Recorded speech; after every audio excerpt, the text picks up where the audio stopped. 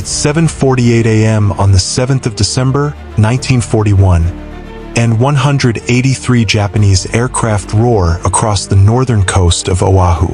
They are led by Commander Mitsuo Fua, a veteran pilot who has trained for this moment for months. Their mission is to the United States Pacific Fleet.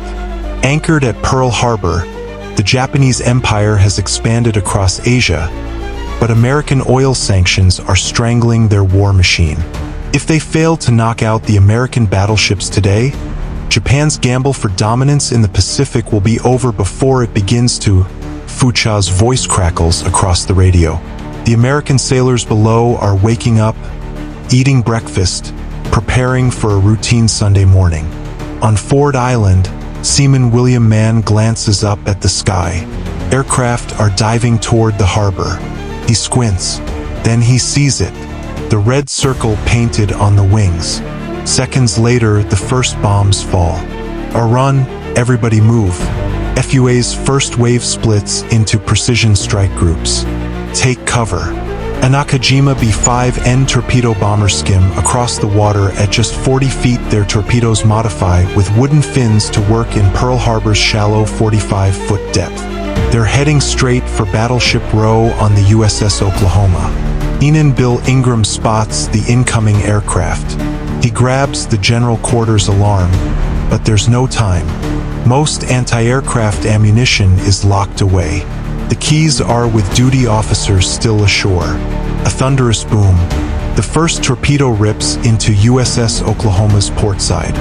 Cedar roars through massive jagged holes as the battleship lurches and begins listing hard. In the darkness, water rushes in. The ship is rolling. Men scramble up ladders that are becoming horizontal. Some don't make it. High above, ID-3A dive bombers scream down at near vertical angles toward the USS Arizona. At 8:06 a.m., a 1,760 pounds heavy bomb drops from a dive bomber. It enters the ship's forward deck and blows up the forward magazine. A large amount of gunpowder ignites. The blast wave throws men into the water like ragdolls. Machinist's mate, Robert Benton, is blown clear off the neighboring USS Vestal, surfacing in burning oil. FUA circles overhead. Smoke columns rise from multiple battleships. The Oklahoma has capsized, her hull exposed like a wounded whale. But FUA sees something concerning.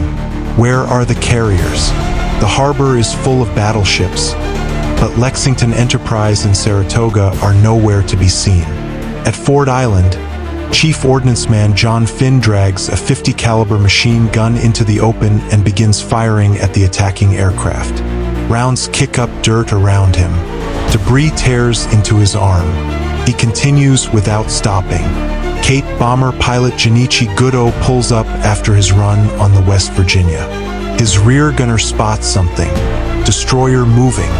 The USS Helm races toward the harbor entrance. On the Helm's bridge, Commander Chester Carroll grips the rail. Machine gun fire stitches across the water. Destroyer weaves desperately.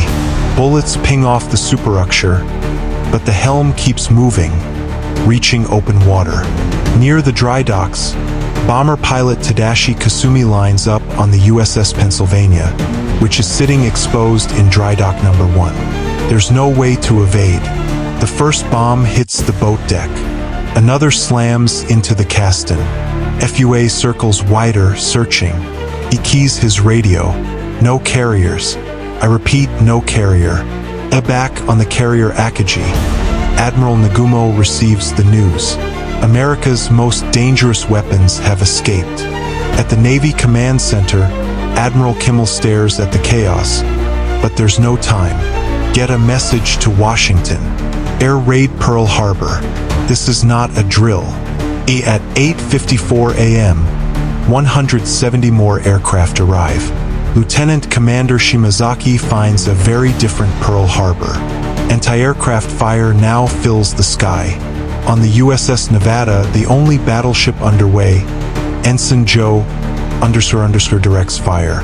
Shrapnel tears into his leg, nearly severing it. He ties a tourniquet and stays at his post. The Nevada's guns bark as she makes for the harbor entrance. Signal the Nevada. Beach her. The Nevada turns hard and deliberately runs ground at Hospital Point, her guns still firing. FUA's planes hammer the beached Nevada and any target they can find. At Wheeler Field, Second Lieutenants George Welch and Kenneth Taylor sprint to their P-40 Warhawks. Against orders, they take off into the chaos. Welch spots Japanese dive bombers pulling up. He closes in. His guns hammer. One bomber disintegrates, then another. At 9:45 a.m., FUA fires a flare, the signal to withdraw. The Japanese aircraft turn north, back toward their carriers 200 m away. Below them, Pearl Harbor burns. Black smoke towers into the sky. The Arizona is a flaming tomb. The Oklahoma floats upside down. On the oil-slick water, hundreds of men swim through flames. Lieutenant Commander Samuel Fuqua waves through knee-deep water on the Arizona's quarter deck. Men form human chains, passing injured sailors to rescue boats. At the Naval Hospital, personnel work in chaos. We're over here. The wounded arrive continuously. People lie on the floor, on tables, and in every open spot. On Ford Island, sailors stare at the destruction.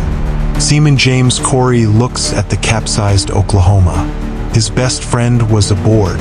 The friend was located in the ship's quarters below. It was apparent he would not be recovered. The attack lasted just 90 minutes, but the devastation was catastrophic. 243 Americans lost their lives. 2008 Navy, 218 Army, 109 Marines, and 68 civilians.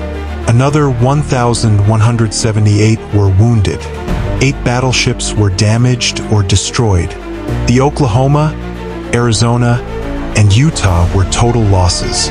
But the California and West Virginia would be raised and returned to service. The Nevada would be repaired and fight throughout the war. Japan's victory was tactical but a strategic disaster. The American aircraft carriers, their primary targets, were at sea and untouched. More critically, the Japanese failed to destroy Pearl Harbor's fuel storage, repair facilities, and submarine base. These would prove vital.